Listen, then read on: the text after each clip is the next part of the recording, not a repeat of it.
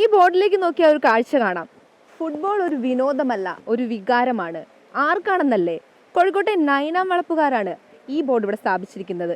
ഫുട്ബോളിനെ അവർ എങ്ങനെ സ്വീകരിക്കുന്നു എന്ന് നമുക്ക് അവരോട് തന്നെ ചോദിച്ചറിയാം.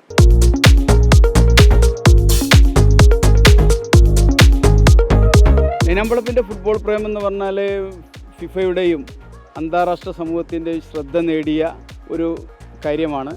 ഇതിനകം തന്നെ ഫിഫയും മറ്റു അന്താരാഷ്ട്ര ഫുട്ബോൾ സമൂഹമൊക്കെ നമുക്ക് പ്രോത്സാഹനം എന്നോണം വിവിധ സമ്മാനങ്ങളൊക്കെ നേരത്തെ അയച്ചു തന്നിട്ടുണ്ട്. മാത്രമല്ല, കഴിഞ്ഞ ഖത്തർ വേൾഡ് കപ്പിൻ്റെ ഫൈനൽ നൈനാംവളപ്പ് കോതി മിനി സ്റ്റേഡിയത്തിൽ കാണുന്നതിൻ്റെ ആ വൈബ് കണ്ടിട്ട് അർജൻറ്റീനയിൽ നിന്ന് തന്നെ നമുക്ക് അഭിനന്ദനം കിട്ടിയിട്ടുണ്ട്. മാത്രമല്ല, അർജൻറ്റീനോസ് ജൂനിയേഴ്സ് എന്ന് പറയുന്ന മറഡോണയെ ലോകത്തിന് സംഭാവന ചെയ്ത ആ ക്ലബ്ബ് അതിൻ്റെ ഔദ്യോഗിക ഹാൻഡിൽ ഇവിടെ കളി കാണുന്നതിൻ്റെ വീഡിയോ പങ്കുവെച്ചുകൊണ്ട് ഇത് അർജൻറ്റീനയിലെ ബ്യൂണസ് ഐറിസ് അല്ല, ഇന്ത്യയിലെ കോഴിക്കോട് നൈനാംവളപ്പാണെന്ന് പറഞ്ഞിട്ടുള്ള ക്യാപ്ഷനോട് കൂടി തന്നെ അവർ വീഡിയോ പോലും പങ്കുവച്ചിട്ടുണ്ട്.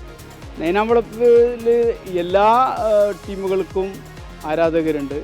പ്രത്യേകിച്ച് Argentina, Brazil, Spain, France, Germany, Croatia, അതുപോലെ തന്നെ ആഫ്രിക്കൻ രാജ്യങ്ങളായ സെനഗലിനും കഴിഞ്ഞ വർഷത്തെ സെമി ഫൈനലിസ്റ്റായ മൊറോക്കോക്കും ഒക്കെ തന്നെ ആരാധകരുണ്ട്. അതിലെല്ലാം ഉപരി പ്രവാസ ലോകവുമായി ബന്ധപ്പെട്ട് കിടക്കുന്ന ഒരു പ്രദേശമെന്ന നിലയ്ക്ക് സൗദി അറേബ്യ, അതുപോലെ ഇപ്പോൾ ഈ പ്രാവശ്യം നമ്മളെ ഏറെ സന്തോഷിപ്പിക്കുന്ന ഒരു കാര്യമാണ്, ഒരു മലയാളി ഖത്തറിന് വേണ്ടിയിട്ട് ഈ ലോകകപ്പിൽ തെഹ്സിൻ കളിക്കുന്നു എന്നുള്ളത്.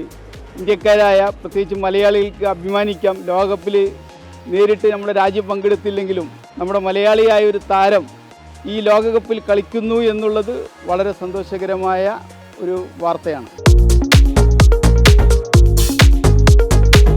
ആരും പ്രതീക്ഷിക്കാത്തൊരു ടീമുണ്ട് ഇവിടെ. ആരും അങ്ങനെ ആരാധകരൊന്നുമില്ലാത്ത മൊറോക്കോ പ്രാവശ്യം കപ്പടിക്കും എന്നുള്ളതാണ് 100% ഉറപ്പ്. കഴിഞ്ഞ പ്രാവശ്യം സെമി ഫൈനൽ വരെ എത്തിയ ടീമാണ്. എല്ലാവരും വളരെ നെവറാക്കി കരുതുന്ന ഒരു ടീമാണ്. തീർച്ചയായിട്ടും ഈ പ്രാവശ്യം ഫൈനൽ അടിച്ചിരിക്കും. നമ്മളെ ഇഷ്ട ടീമായ ബ്രസീൽ തന്നെയാണ് നമ്മളെ ഇഷ്ട ടീം. അത് അന്നും ഇന്നും എന്നായാലും ആ ടീമിനെ ഒഴിച്ചിട്ട് വേറൊരു ടീമിനായിട്ട് ഞങ്ങൾ നിൽക്കില്ല. ടീമിന് പല പരാതികളും പല വീഴ്ചകളൊക്കെ ഉണ്ടാവും. അത് നികത്താൻ വേണ്ടിയിട്ട് ഇന്നത്തെ വമ്പൻ ടീമായിട്ട് ഞങ്ങൾ വന്നിരിക്കുകയാണ്. അപ്പോൾ അതുകൊണ്ട് നമ്മൾ ഈ പ്രാവശ്യം കപ്പടിക്കുന്നതെന്നാണ് ഞങ്ങളും പറയുന്നത്. നമ്മളും ബ്രസീലാണ്. ഈ കൊല്ലം ബ്രസീൽ കപ്പടിക്കും. നെയ്മറിൻ്റെ തിരിച്ചുവരവ് അത് ടീമിനെ ശക്തമാക്കിയിട്ടുണ്ട്. അതുകൊണ്ട് ഇക്കൊല്ലം ബ്രസീൽ കപ്പടിച്ചിരിക്കും.